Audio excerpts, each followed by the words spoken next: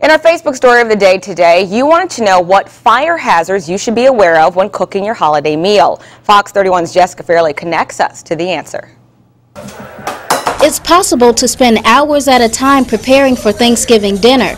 Some say a watch pot never boils, but taking one step away from the kitchen could send your home up in flames. Too often people leave and become distracted, forget what they're doing, and then by the time they do make it back to the kitchen, they come in to find, kitchen fire. That was the case for a recent fire in Sylvester.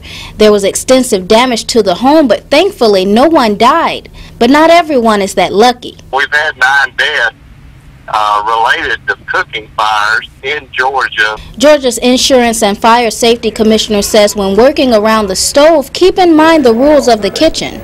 Cooks should wear fitted clothing as loose robes or gowns could catch fire. Another tip is to turn all pot handles inside so they won't spill over and cause burns. Now when you're cooking in the oven, officials say a safe tip is to make sure you don't have anything on the back burner.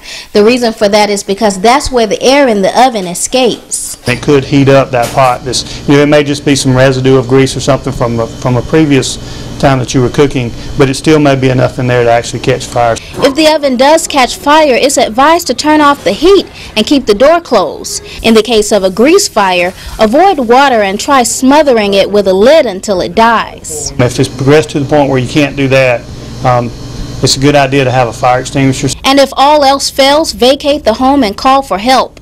Officials say keeping these tips in mind while cooking may not only save your meal, but it may save your life. Jessica Fairley, Fox 31 News.